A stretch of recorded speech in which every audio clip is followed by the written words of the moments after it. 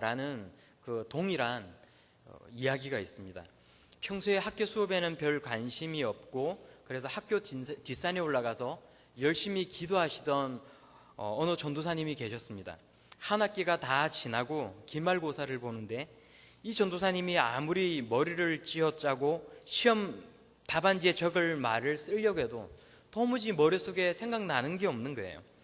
공부를 전혀 안 하고 시험을 보러 왔으니까 당연한 것 아니겠습니까? 앉아는 있는데 이제 시험 마칠 시간은 다 되어가고, 그래서 그 전도사님이 답안지에 이렇게 썼다고 합니다. 저는 모르지만 하나님은 다 아십니다. 근데 그날 오후에 이제 그 과목 교수님이 답안지를 채점을 하신 뒤에 이제 학생들에게 답안지를 다 나누어 주셨어요. 이 전도사님이 그 답안지를 보니까 답안지에는 이렇게 쓰여 있었다고 합니다. 하나님은 100점, 전도사님은 빵점. 그러니까 뭐 많이들 아시는 얘기이기도 하죠. 저는 신학대학원만 졸업을 하면 이제 시험이 없을 줄 알았는데 각종 유형을 달리하는 시험이 계속 있는 것 같습니다. 하나님이 주관하시고 또 하나님이 감독하시는 인생 수업에서 적당히 넘겨버린 시험은 다시 치르게 되고요. 긴장해서 기도하고 그래서 잘 치른 시험은 또다시 잘 오지는 않습니다. 또 오더라도 별로 그것이 저에게 시험거리는 되지 않는 것 같아요. 그 문제에 대해서는 제가 멘탈이 강해졌기 때문이고, 그래서 적어도 요즘 하는 말로 멘붕이 일어나지는 않기 때문에 그런 상황이 다시 오더라도 크게 문제가 되지는 않습니다. 성경에는 시험이 크게 두 가지가 나오고 있습니다. 하나는 사람을 범죄케 하고 그 사람을 망하게 하는 유혹이 있고요. 그래서 이 유혹은, 이런 유형의 시험은 영어로 템테이션이라고 이야기를 합니다. 또 다른 하나는 사람을 강하게 하고 그래서 믿음을 외부적으로 드러나게 하는 테스트가 있습니다. 유혹은 자기 욕심 때문에 스스로 빠지거나 아니면 마귀로부터 오는 것이고요. 테스트는 하나님으로부터 오는 것입니다. 하나님이 주시는 테스트는 잘 치르면 우리에게 유익이 있습니다. 그리고 큰 복이 주어집니다. 그것이 하나님께서 우리들에게 시험하시는 이유이기 때문에 그렇습니다. 오늘 본문에는 인생의 가장 큰 시험이자 거의 마지막 관문을 통과한 아브라함의 이야기가 등장하고 있습니다. 노년의 아브라함이 인생의 보석같이 여기던 이삭을 번제로 바쳐야 되는 시험, 이것을 창세기 22장 1절은 테스트라고 이야기를 하고 있습니다. 우리 그럼 1절을 다 함께 읽어보겠습니다. 시작. 그 일 후에 하나님이 아브라함을 시험하시려고 그를 부르시되 아브라함아 하시니 그가 이르되 내가 여기 있나이다. 여기서 시험하다라는 단어는 원어로 시험하다, 입증하다, 증명하다라는 뜻을 가지고 있습니다. 늦은 나이에 아들 이삭을 얻은 아브라함이 행복한 나날을 보내고 있었어요. 그런데 어느 날 하나님께서 아브라함을 시험하십니다.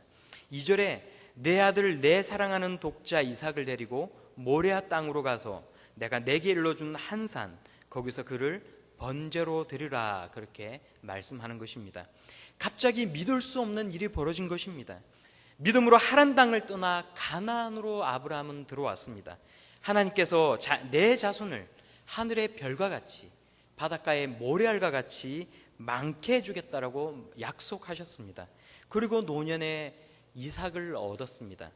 이제 이삭을 잘 키워서 장가 보내기만 하면 이제 아브라함은 자기의 일생 가운데 맡겨진 그 사명을 다 이룰 수가 있는데, 어느 날 하나님께서 아브라함에게 말씀하시는 것입니다. 내 이삭을 내어놓으라. 그것도 번제로 아예 각을 떠서 불로 태우라고 말씀하시는 것입니다. 믿을 수가 없습니다. 그러나 어떻게든 시험을 봐야만 합니다. 낙제를 하든 겨우 통과만 하든 결과는 나와야 하는 것입니다. 우리는 시험을 볼 때 시험이라는 단어와 본다라는 단어를 붙여서 사용을 합니다. 시험을 본다, 뭐 이렇게 이야기를 하지 않습니까? 여기서 이 보다라는 말은 경험하다라는 의미를 가지고 있어요. 그래서 눈으로 보다라는 말이 제가 생각해 보건데, 이제 감각적으로 눈으로 보다라는 말이 아마 이 경험하다라는 의미를 만들게 되었고, 그래서 어떤 다른 단어에 이 보다라는 말이 붙어서 그것을 경험하다라는 의미를 가지게 되는 것 같습니다. 그래서 시험을 본다라고 이야기를 하면 우리가 시험을 치른다, 시험을 경험한다, 이런 의미를 가지게 되는 것 같아요. 아브라함은 시험을 보기 위해서 모리아 산으로 떠나갑니다. 그냥 지금 이삭을 바쳐라 그렇게 말씀하시면 그래도 좀 덜 괴로울 텐데, 사흘 길을 가서 이삭을 바치라고 하나님은 말씀을 하십니다. 그리고 그냥 이삭을 바치게 하시면 될 것을 하나님께서는 말씀하시기를 내 아들, 내 사랑하는 독자 이삭이라고 굳이 이렇게 감정을 건드리셔서 더 아브라함을 힘들게 만들고 계십니다. 내가 이렇게 사랑하는 것을 아시고 이삭을 내게서 뺏어가시려고 그러시나? 주실 때는 언제고 이제는 질투가 나시는 것인가? 아마 저라면 그런 생각을 했을 것 같아요. 시험을 보러 가는 길은 발로 밟히는 땅보다 그 마음이 더 험합니다. 아니, 시험은 이미 시작이 되었습니다. 그리고 모리아산에서 그 절정을 이룰 것입니다. 아브라함은 시험을 봅니다. 그리고 눈을 들어 모리아산을 봅니다. 4절 말씀을 함께 읽겠습니다. 시작. 제3일에 아브라함이 눈을 들어 그곳을 멀리 바라본지라. 시험을 보고 있는 아브라함이 눈을 들어 절정을 이룰 장소를 바라봅니다. 여기서 바라본지라라는 이 히브리 말은 라라는 단어를 사용하고 있어요. 라는 보다라는 의미를 가지고 있습니다. 이삭을 데리고 와서 모리아산을 바라봅니다. 이제 그곳에서 모든 것이 결정되고 판명될 것입니다. 두려운 곳입니다. 모리아산이 가까이 갈수록, 가까이 올수록 아브라함의 마음은 더욱더 심란해집니다. 그리고 두려움은 이제 점점 더 현실이 되어집니다. 우리가 당하는 시험도 그렇습니다. 우리를 힘들게 하는 사건을 우리는 바라봅니다. 일이 터져버린 그 장소를 우리는 바라봅니다. 그 시간을 생각합니다. 혹은 앞으로 일어날 그 일을 생각을 합니다. 가슴이 뛰고 괴롭습니다. 두려움이 우리 가운데 몰려옵니다. 때로는 분노가 치밀어 오를 때도 있습니다. 절정이 날이 다가오면 두려움은 현실이 되어서 우리를 더욱더 괴롭게 만듭니다. 아브라함은 종들에게 이렇게 말합니다. 너희는 나귀와 함께 여기서 기다려라. 내가 아이와 함께 저기 가서 예배하고 우리가 너희에게로 돌아오리라. 그런데 여기서 아브라함은 우리가 너희에게로 돌아오리라 라고 말합니다. 우리나라 말은 나를 우리라고 사용하지 않습니까? 나의 나라, 내 아내가 아니라 우리 아내죠. 나의 아내인데 우리 아내, 내 아들인데 우리 아들, 이렇게 이야기를 하지 않습니까? 그런데 히브리어는 그렇지 않습니다. 내가 너희에게 돌아오리라가 아니라 우리가 너희에게 돌아오리라, 그렇게 말을 합니다. 왜 아브라함은 우리가 너희에게로 돌아오리라 그렇게 말을 하고 있을까요? 많은 추측이 있었지만 분명한 것은 성경은 성경으로 풀어야만 합니다. 히브리서 11장 17절에서 19절 말씀은 이렇게 이야기해요. 아브라함은 시험을 받을 때에 믿음으로 이삭을 드렸으니 그는 약속들을 받은 자로 돼 그 외아들을 드렸느니라.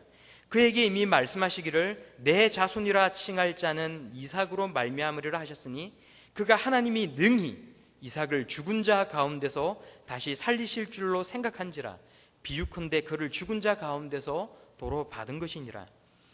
하나님이 능히 이삭을 죽은 자 가운데서 다시 살리실 줄로 생각한지라. 이삭을 주신 전능하신 하나님께서 이삭을 번제로 드릴지라도 다시 살리실 것을 믿었다라는 것입니다. 그러므로 둘이 같이 돌아올 것을 믿었다라는 것입니다. 번제 쓸 어린 양은 어디 있냐고 묻는 이삭에게 아브라함은 대답합니다. 내 아들아, 하나님이 자기를 위하여 친히 준비하시리라. 그리고 하나님께서 말씀하신 곳에 올라가서 그곳에 제단을 쌓고요, 나무를 버려 놓습니다. 그리고 이삭을 결박해서 제단 나무 위에 올려놓고는요, 칼을 들어서 이제 이삭을 내리치려고 합니다. 그런데 하나님의 천사가 아브라함을 부릅니다. 아브라함아, 아브라함아, 내가 여기 있나이다. 그 아이에게 손대지 말라. 아무 일도 하지 말라. 내가 내 아들 내 독자까지라도 아끼지 아니하였으니 내가 정말로 하나님을 경외하는 줄 내가 이제 알겠노라. 그리고 끔찍한 시험의 장소 모리아산을 바라보았던 아브라함이 다시 눈을 들어 살펴보니 순양 한 마리가 숯불에 걸려 있습니다. 시험을 볼 때는 보지 못했던 그 순양이 시험을 통과하자 이제 아브라함의 눈에 보인 것입니다. 아브라함이 이곳 이름을 여호와 이레라 지었으므로 성경은 오늘날까지 사람들이 이르기를 여호와의 산에서 준비되리라 하더라, 그렇게 기록을 하고 있습니다. 여호와 이레는 우리가 흔히 얘기할 때 예배하시는 하나님, 하나님께서 예배하신다, 그렇게 이야기를 합니다. 하지만 이 이레라는 말은 원어의 의미로 보다라는 뜻을 가지고 있어요.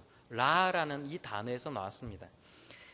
하나님께서 라하고 계신다, 하나님께서 계속해서 보고 계신다, 이런 의미를 가지고 있는 것입니다. 이 사건으로 인해 여호와 이레라는 말이 나왔습니다. 그리고 여호와 이레는 아브라함이 이삭을 바치려고 했던 그 사건을 함축적으로 우리에게 전해주고 있습니다. 이삭을 바치려 했던 아브라함에게 하나님께서 순양 한 마리를 미리 준비해 놓으셨던 것입니다. 하나님께서 자기를 위하여 친히 준비하시리라, 아브라함이 이렇게 이야기했을 때 하나님께서 자기를 위하여 친히 준비하시리라는 이 단어의 첫 글자를 따면 순양이라는 의미를 가지고 있어요. 이삭이 하나님께 바칠 어린 양은 어디에 있습니까? 물었을 때 하나님께서는 순양을 준비해 놓으셨습니다. 성경은 어린 양을 준비해 놓으셨다고 이야기하지 않습니다. 순양을 준비해 놓으셨어요. 아브라함의 그 믿음의 신앙의 고백대로 하나님께서 친히 자기를 위하여 순양을 준비하시리라는 그 말 그대로 그 단의 첫 글자를 따 어린 양을 준비하시라는 그 첫 글자를 따서 순양을 준비해 놓으셨던 것입니다. 초대기에 그리스도인들이 자신의 정체성을 숨기고 서로에게 그리스도인이란 것을 표시하기 위해서 물고기를 거렸던 것과 같은 것이죠. 하나님 아들 예수 그리스도, 그러니까 이런 예수 그리스도를 지칭하는 단어의 첫 머리 글자를 따면 물고기라는 뜻을 물고기라는 뜻을 가지지 않습니까? 하나님께서 친히 어린 양을 준비해 놓으시라는 이 단어의 첫 글자를 따서 하나님께서는 순양을 준비해 놓으셨던 것입니다. 그런데 이 여호와 이레, 하나님께서 예비하신다는 이 말은 하나님께서 계속 보고 계신다라는 이 의미에서 나왔습니다. 하나님께서 바라보고 계십니다. 하나님께서 아브라함을 바라보고 계십니다. 그리고 하나님께서 아브라함이 보지 못했던 순양 한 마리를 바라보고 계셨습니다. 우리 눈에 보이지 않는 것을 하나님께서는 바라보고 계시는 것입니다. 없는 것을 있는 것처럼 부르시는 이 하나님께서 우리에게는 보이지 않는 것을 라하고 계셨던 것입니다. 그리고 언약의 하나님께서 아브라함에게 말씀하십니다. 17절과 18절에 내가 내게 큰 복을 주고 내 씨가 크게 번성하여 하늘의 별과 같고 바닷가의 모래와 같게 하리니 내 씨가 그 대적의 성문을 차지하리라. 또 내 씨로 말미암아 천하 만민이 복을 받으리니 이는 내가 나의 말을 준행하였음이니라. 그렇게 말씀하신 것입니다. 내가 순종하였으므로 복을 주시겠다는 것입니다. 큰 복을 내려주시겠다라고 말씀하고 있는 것입니다. 내 씨가, 내 자손이 크게 번성하여 하늘의 별과 같고 바다의 모래와 같게 하겠다라고 말씀하고 있는 것입니다. 내 자손이 대적의 성문을 차지하여서 점령하고 소유하겠다라고 약속하십니다. 그리고 내 자손, 다윗의 자손, 예수 그리스도로 말미암아 천하 만민이 복을 받게 될 것이라고 약속하고 계신 것입니다. 왜 그렇습니까? 눈에는 고통의 시험밖에 보이지 않는데 눈을 들어 라 했을 때에 희망은 보이지 않았는데 순종하였기 때문입니다. 그리고 우리에게서 눈을 떼지 않으시고 라 하시는, 바라보시는 하나님께서 우리 눈에 보이지 않는 것, 존재하지 않는 것을 바라보고 계셨기 때문입니다. 아브라함은 바랄 수 없는 중에 바라보았습니다. 보이지 않는데도 순종하였습니다. 라 하면 고통의 자리밖에 없습니다. 육신의 눈으로 바라보면요. 하지만 하나님을 아브라함은 신뢰하였습니다. 그리고 하나님께서는 아브라함 개인의 사건을 전 인류의 사건으로, 이 사건을 통해 확대시켜 놓았던 것입니다. 그것이 이 17절과 18절의 말씀인 것입니다.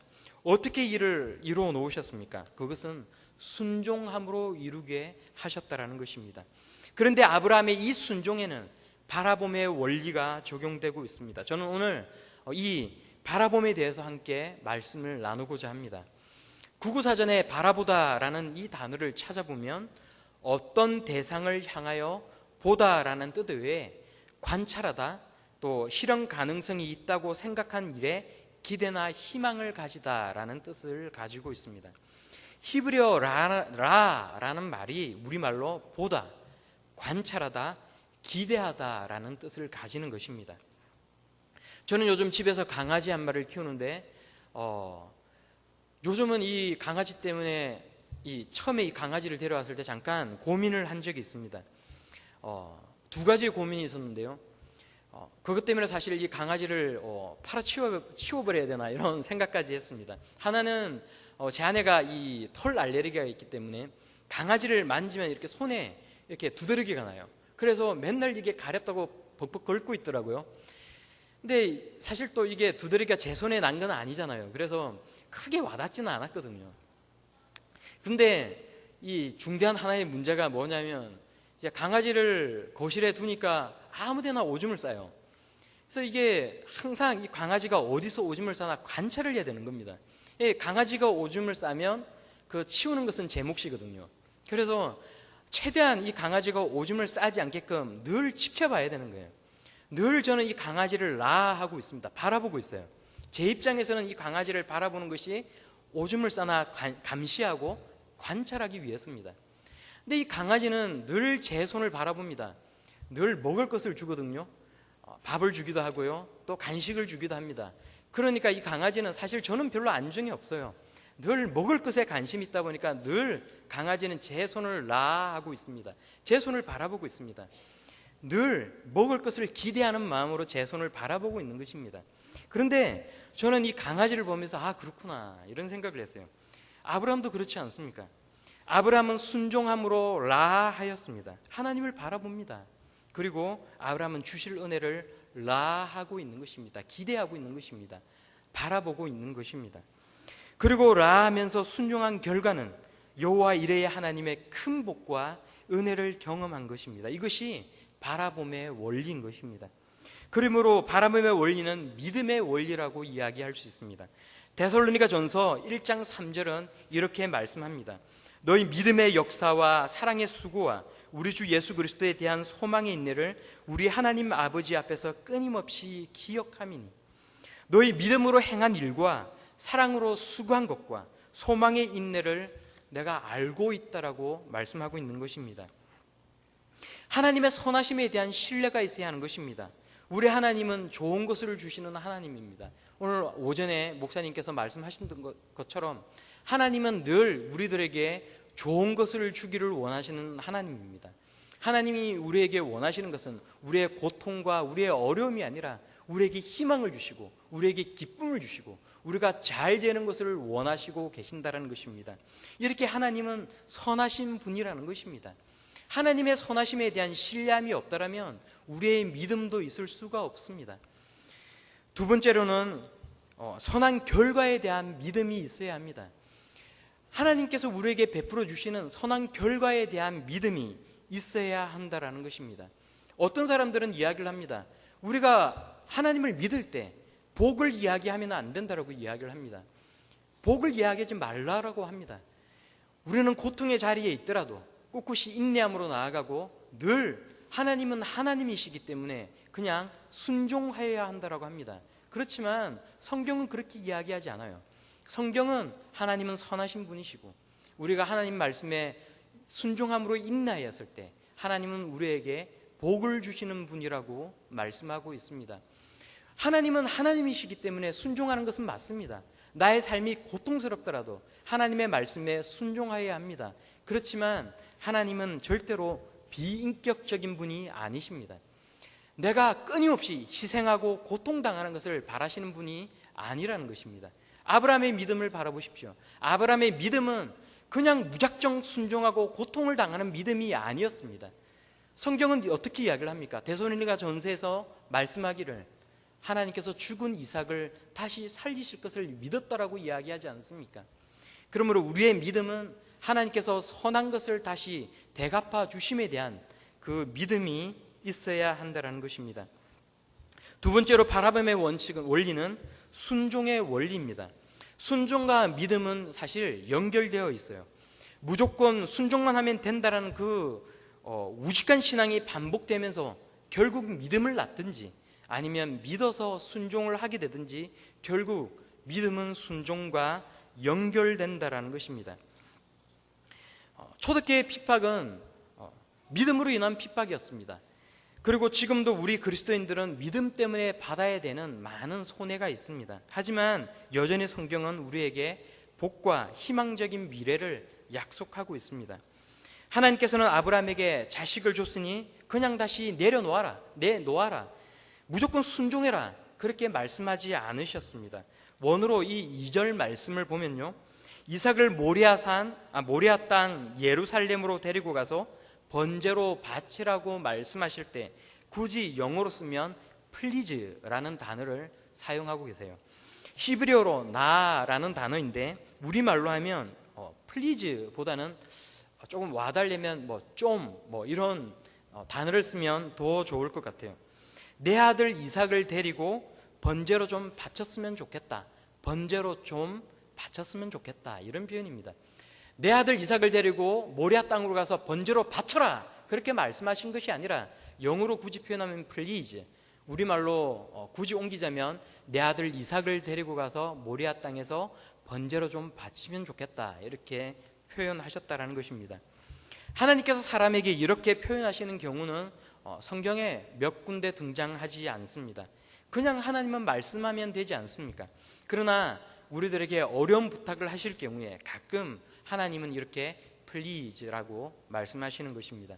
이렇게 하시는 이유가 무엇입니까? 이렇게 하나님께서 어려운 부탁, 어려운 명령을 하시는 이유가 무엇입니까? 그것은 테스트하기 위함입니다. 테스트를 하시는 목적은요, 복 주시기 위함입니다. 아브라함 개인뿐만 아니라 이 사건을 통해 전 인류에게 복을 주시기 위해서 아브라함을 테스트하고 있다는 것입니다. 그것이 그 결과가 이 17절 말씀인 것입니다. 바라봄의 원리는 믿음과 소망과 사랑의 원리라고 이야기하고 있습니다. 아까 데살로니가 전서의 말씀이 그러하고요. 그래서 이 바라봄의 원리는 축복의 원리이고, 또 그래서 하나님의 선물이 놓여 있는 우리들에게 은혜를 주는 원리라고 말씀할 수 있습니다. 아브라함은 이 큰 시험 뒤에 역사의 무대에서 내려옵니다. 그리고 아브라함의 아들 이삭이 아브라함 대신에 다시 이 역사의 무대로 다시 올라가게 됩니다.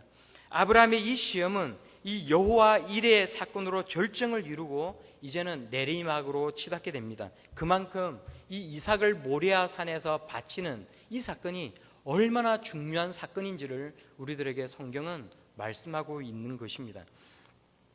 이 시험으로 어린 양 예수 그리스도를 낳고 계신 하나님께서 또 모리아 산으로 둘러싸여 있던 그 예루살렘에서 우리 죄를 위해 예수 그리스도를 십자가에 달려 돌아가시게 하셨습니다. 우리가 바라보지 못한 것을 하나님은 이미 그때 바라보고 계셨던 것입니다. 그러므로 성도 여러분, 하나님을 바라보시기 바랍니다. 하나님의 선하심을 믿고 우리에게 주실 복과 은혜를 바라보실 수 있기를 바랍니다. 하나님은 우리가 바라보지 못하는 것을 바라보고 계십니다. 여호와 이레의 하나님께서 우리가 미처 우리의 육신의 눈으로 또 우리의 현재의 시간으로 바라보지 못하는 것을 우리들을 위해 바라보고 계시고요. 우리가 하나님을 바라보며 하나님의 선하심을 믿고 나아갈 때에 하나님은 우리가 미처 바라보지 못한 것으로 베풀어 주시고 우리들에게 생각하지 못한 큰 복을 내려주시는 것입니다. 이 아브라함의 사건은 아브라함에게만 그치는 것이 아니라 우리 모든 인류를 위한 사건이며 또한 우리 모두에게 주시는 교훈이기도 합니다. 우리의 삶 가운데에 여러 가지 많은 어려움이 있을 수 있고요, 또 우리가 미처 육신의 눈으로 바라보지 못하는 수많은 사건들이 있습니다. 그러나 우리가 이 바라봄의 원리에 따라 하나님을 바라보고 하나님의 신실하심을 믿고 그래서 하나님께 순종하며 나아갈 때에 하나님께서는 우리가 미처 바라보지 못하는 것을 바라보시고 없는 것을 있는 것처럼 부르시는 하나님께서 결국은 우리에게 우리가 생각지 못한 큰 복을 내려주시고 우리를 은혜와 그 사랑으로 인도하여 주시는 것입니다. 그러므로 사랑하는 성도 여러분, 현실의 삶이 어렵고 또 나에게 미처 내가 생각지 못한 많은 고통과 어려움이 있다 할지라도 하나님을 바라봄으로써 우리에게 받을 큰 복을 기대하며 나아갈 수 있는, 늘 하나님을 나아하고 또 그래서 하나님께서 주신 복을 나아할 수 있는 우리 모든 성도님들이 다 될 수 있기를 우리 예수님의 이름으로 축원합니다. 기도하겠습니다. 좋으신 아버지,